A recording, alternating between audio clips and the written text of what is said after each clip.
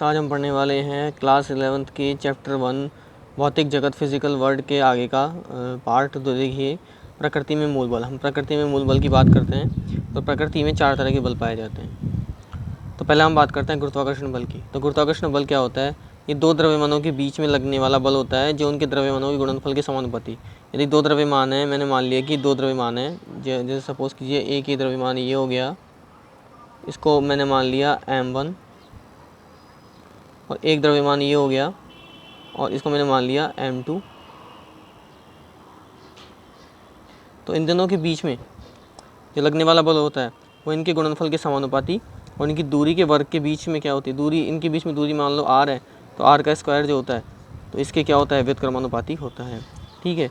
अगर हम समीकरण 1 और समीकरण 2 को देखना चाहें तो इन दोनों को अगर हम संयुक्त रूप से करेंगे तो F समानुपाती हो गया m1 m2 upon r square के। अगर यहाँ समानुपाती का चिन्ह उठाते हैं तो एक नियतांक आता है जिसे g कहते हैं। g क्या है? एक गुरुत्वीय नियतांक होता है और इसका मात्रक क्या होता है? न्यूटन होता है।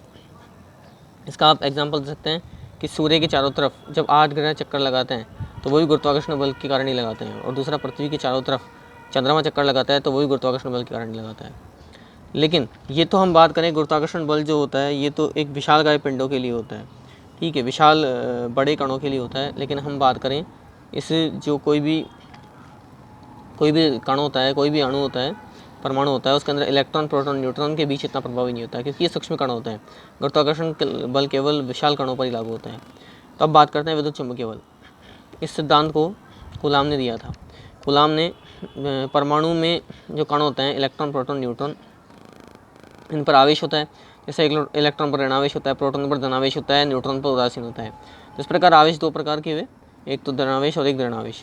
अगर समान आवेश है, अगर प्लस प्लस है, प्लस प्लस प्लस है, तो क्या होगा? अगर इलेक्ट्रॉन इलेक्ट्रॉन की बात की जाए तो ऋणावेश और ऋणावेश के बीच में क्या होगा? प्रतिकर्षण होगा। और अगर विपरीत आवेश है, अगर इलेक्ट्रॉन प्रोटॉन की बात की जाए तो इनके बीच में क्या होगा? आकर्षण होगा।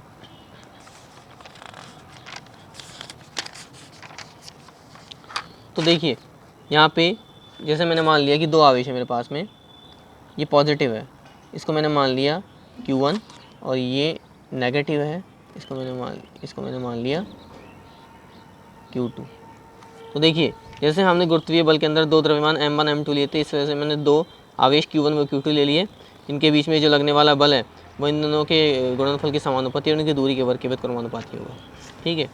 तो आगे देखिए, आगे बात करते हैं हम प्रबल नाभिकीय बल की। तो प्रबल नाभिकीय बल क्या होता है? जब नाभिक में एक से अधिक प्रोटॉन रहते हैं, जब नाभिक के अंदर एक से ज़्यादा प्रोटॉन है, मान लीजिए 2 3 4 5 है, तो एक दूसरे पर प्रतिकर्षण बल लगाते हैं। सपोज कीजिए ये एक प्रोटॉन है, इसके पास में एक प्रोटॉन और है, तो ये इस पर क्या करेगा? प्रतिकर्षण बल लगाएगा, क्योंकि समान आवेश एक दूसरे को प्रतिकर्षित करते हैं। लेकिन उसके बाद भी ये नाभिक में रहते हैं, नाभिक से अलग नहीं हो पाता ये वाला, क्योंकि प्रतिकर्षण लग रहा है तो अलग होना चाहिए ये वाला प्रोटॉन, लेकिन ये नाभिक से अलग नहीं हो पाएगा, ये इसी के अंदर रहता है। तो इस प्रोटॉन प्रोटॉन प्रतिकर्षण बल के विरुद्ध बाहर से कोई बल लगता है, इधर बाहर से कोई बल लगता है जो इनको बांधे रखता है।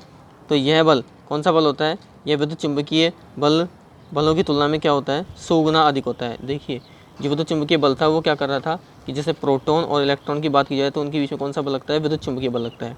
लेकिन नाभिक के अंदर जो प्रोटॉन और प्रोटॉन जो क्या कर रहे हैं, एक दूसरे के समान आवेश के कारण एक दूसरे से प्रतिकर्षित होने के बाद भी यहीं जुड़े हुए हैं, तो इनसे कोई बड़ा बल होगा जो इनको बांधे रखा हुआ है। तो ये जो बल होता है, ये प्रबल नाभिकीय बल होता है, ये इन विद्युत चुंबकीय बलों से 100 गुना अधिक बल होता है।